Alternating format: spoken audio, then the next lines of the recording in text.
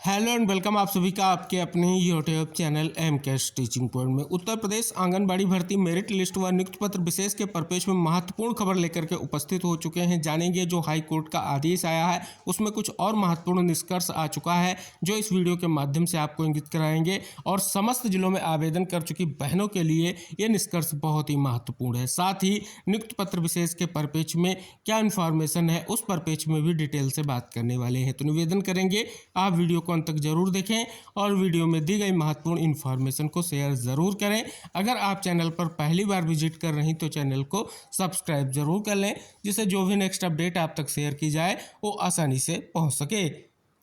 जैसा कि बहनों कल जो हाईकोर्ट का आदेश आया था उस परिपेक्ष में बहुत सी जिज्ञासाएं आप सभी के मन में कहीं ना कहीं बनी हुई हैं। इसी परिपेक्ष में आज एक और बड़ी खबर है जो आप सभी लोगों के लिए एक विशेष निष्कर्ष इंगित कराएगी।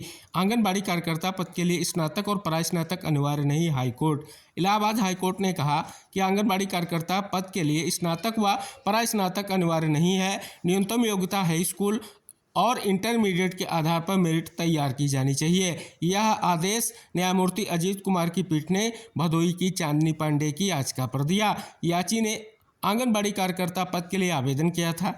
तकनीकी कारणों से वह स्नातकोत्तर डिग्री प्रमाण पत्र को आवेदन पत्र संग अपलोड नहीं कर सकी। इसी आधार पर आवेदन को अस्वीकार कर दिया गया। इस पर उन्होंने हाईकोर्ट में चुनौती दी। याचिकाकर्ता के वकील ने 21 मार्च 2023 के सरकारी आदेश के खंड 7 का हवाला देते हुए कहा कि आंगनबाड़ी कार्यकर्ता सहायिका के लिए न्यूनतम या समकक्ष योग्यता और अधिकतम शैक्षिक योग्यता स्नातकोत्तर के आधार पर मेरिट सूची तैयार की जाएगी। इस पर कोर्ट ने कहा कि जब तक कोई विशेष प्रावधान न किया जाए तब तक स्नातक और स्नातकोत्तर योग्यता को वरीयता प्राप्त योग्यता के रूप में नहीं माना जा सकता। हाईकोर्ट ने प्रतिवादियों को निर्देश कि वह विज्ञापन के अनुसार हाई स्कूल और इंटरमीडिएट की योग्यता के आधार पर मेरिट तैयार करें। याची की उम्मीदवारी केवल इस आधार पर स्वीकार नहीं की जा सकती कि वह स्नातकोत्तर डिग्री प्रस्तुत करने में असमर्थ रही।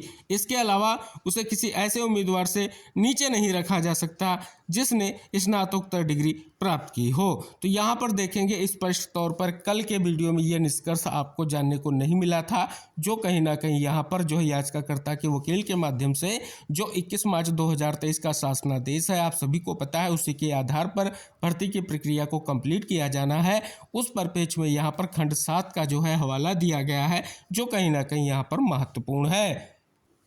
आपको इंगित करा दें ये वो महत्वपूर्ण शासनादेश है जिसके बारे में आप देखेंगे स्पष्ट तौर पर निष्कर्ष देखने को मिल रहा है। तो जिसमें देख सकते हैं कि पॉइंट नंबर जो 7 है उसके बारे में बात की गई है। आइए जान लेते हैं कि पॉइंट नंबर 7 में क्या क्या चीज़ें डिस्कस की गई हैं। देख सकते हैं कि मेरिट सूची तैयार किए जाने की प्रक्रिया क्या होगी वो यहाँ पर इंगित कराई गई है कि एक ही श्रेणी में एक से अधिक पात्र अभ्यर्थियों के उपलब्ध होने की दशा में सभी अभ्यर्थियों की मेरिट लिस्ट बनाई जाएगी। आंगनबाड़ी कार्यकर्ती, मिनी आंगनबाड़ी कार्यकर्ती व सहायिका के सभी पदों के लिए न्यूनतम शैक्षिक योग्यता इंटरमीडिएट या समकक्ष एवं अधिकतम शैक्षिक योग्यता परास्नातक के आधार पर मेरिट तैयार की जाएगी। यानी अगर आप देखेंगे इसमें जो है न्यूनतम शैक्षिक योग्यता इंटरमीडिएट या समकक्ष की बात की गई है एवं अधिकतम जो है शैक्षिक योग्यता की जो है परास्नातक पर मेरिट तैयार की जाएगी। साथ ही पॉइंट नंबर 2 इंगित कराता है कि अभ्यर्थी द्वारा प्राप्त अंक प्रतिशत को 10 से विभाजित करने पर जो उत्तर प्राप्त होगा वही उसका अंक माना जाएगा। अर्थात यदि किसी अभ्यर्थी को हाई स्कूल में 45% अंक प्राप्त हुए हैं तो उसे 45 डिवाइड करेंगे 10 से तो 4.5 अंक प्राप्त होंगे। इसी प्रकार यदि किसी अभ्यर्थी ने 62% अंक प्राप्त किए हैं तो उसे 62 डिवाइड 10 बराबर जो है 5.9 अंक प्राप्त होंगे। इस प्रकार ग्रेडिंग व सीजीपीए पद्धति में प्राप्त अंक भी अगणित किए जाएंगे। मेरिट सूची तैयार करने में दशमलव के 3 अंकों तक गणना की जाएगी। दशमलव के बाद किसी भी अंक को पूर्णांकित नहीं किया जाएगा। समस्त परीक्षाओं के अंकों को जोड़ने के पश्चात मेरिट लिस्ट तैयार की जाएगी। यदि एक से अधिक अभ्यर्थी समान अंक प्राप्त करते हैं तो अधिक आयु वाले अभ्यर्थी को वरीयता दी जाएगी। यदि एक से अधिक अभ्यर्थी के अंक व आयु भी समान हो तो अधिक शैक्षिक योग्यता रखने वाले अभ्यर्थी को वरीयता दी जाएगी। तो यहाँ पर देख सकते हैं मेरिट और उसकी प्रक्रिया जो है उसको यहाँ पर इंगित कराया गया है जो कहीं ना कहीं आप देख सकते हैं न्यूनतम योग्यता इंटरमीडिएट और अधिकतम योग्यता जो है परास्नातक यहाँ पर जो है शासनादेश में इंगित कराई गई है और इसी पॉइंट के बारे में कहीं ना कहीं स्पष्ट तौर पर बात की गई है। तो ये था एक महत्वपूर्ण निष्कर्ष जो हाईकोर्ट के फैसले में विशेष तौर पर इंगित कराया गया है, यानी भर्ती शासनादेश के बारे में बात की गई है और विशेष तौर पर योग्यता जो कहीं ना कहीं मेरिट के लिए महत्वपूर्ण है उसकी बात की गई है। तो उम्मीद है कि शासनादेश के बिहार पर निष्कर्ष आपको इंगित हुआ होगा और कहीं ना कहीं जो आपके लिए महत्वपूर्ण है। अब बात कर ली जाए नियुक्ति पत्र विशेष के परिप्रेक्ष्य में। बात कर लें यहाँ पर देखेंगे गोंडा डिस्ट्रिक्ट से बड़ी खबर आप सभी के समझ आ चुकी है। राज्यपाल ने 230 आंगनबाड़ी कार्यकर्तियों को दिया नियुक्ति पत्र। देख सकते हैं स्पष्ट तौर पर इस अवसर पर उन्होंने 200 आंगनबाड़ी कार्यकर्तियों को कहीं ना कहीं नियुक्ति पत्र जो है स्पष्ट तौर पर वितरित किए हैं, जिसकी जानकारी आपको इस खबर के माध्यम से स्पष्ट हो रही होगी। यहाँ पर भी देख सकते हैं स्वरोजगार की दिशा में आगे बढ़े युवा। यहाँ पर देख रहे हैं गोंडा में प्रदेश की राज्यपाल आनंदीबेन पटेल ने यहाँ पर अगर आप देखेंगे स्पष्ट तौर पर आगे निष्कर्ष दिया गया है कि 200 आंगनबाड़ी कार्यकर्ताओं को नियुक्ति पत्र जो है कहीं ना कहीं उन्होंने दिया है। तो स्पष्ट तौर पर यह महत्वपूर्ण निष्कर्ष है कि गोंडा डिस्ट्रिक्ट में भी नियुक्ति पत्र जो है वितरित हो चुके हैं।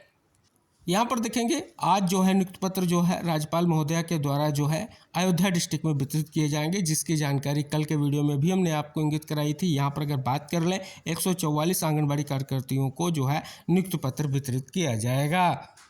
तो ये आ गई महत्वपूर्ण इन्फॉर्मेशन आपकी भर्ती से रिलेटेड। उम्मीद है जो आदेश है उस आदेश के परिप्रेक्ष्य में जो कन्फ्यूजन की स्थिति आप सभी के मन में बनी हुई है और आप सभी को पता है प्रक्रिया लगभग जो है पूर्ण होने की ओर बढ़ रही है, क्योंकि नियुक्ति पत्र वितरित किए जाने के बाद आप सभी के लिए एक ही निष्कर्ष है, वो है कहीं ना कहीं विद्यालय में ज्वाइनिंग का, क्योंकि नियुक्ति पत्र के बाद विद्यालय में ज्वाइनिंग और कहीं ना कहीं आप सभी की सेवा स्टार्ट हो जाएगी। तो इस प्रकार से जो आदेश है उस आदेश का एक और पॉइंट जो डिस्कस करना था वो इस वीडियो के माध्यम से हमने डिस्कस किया है। शेष कहीं ना कहीं जो आप सभी की जिज्ञासाएं हैं, प्रश्न हैं, वही प्रश्न जो आपके लिए महत्वपूर्ण है वही कमेंट बॉक्स में कहीं ना कहीं आप सभी लोग अपनी जो जिज्ञासाएं भेज सकते हैं। उम्मीद है जो कहीं ना कहीं जानकारियां आपको भर्ती से रिलेटेड शेयर की जा रही हैं वो आपके लिए हेल्पफुल रहेंगी और आपके लिए महत्वपूर्ण भी होंगी। तो इस वीडियो को शेयर करें और चैनल को सब्सक्राइब करें। मिलते हैं नेक्स्ट अपडेट के साथ, तब तक के लिए बाय बाय, टेक केयर बहनों।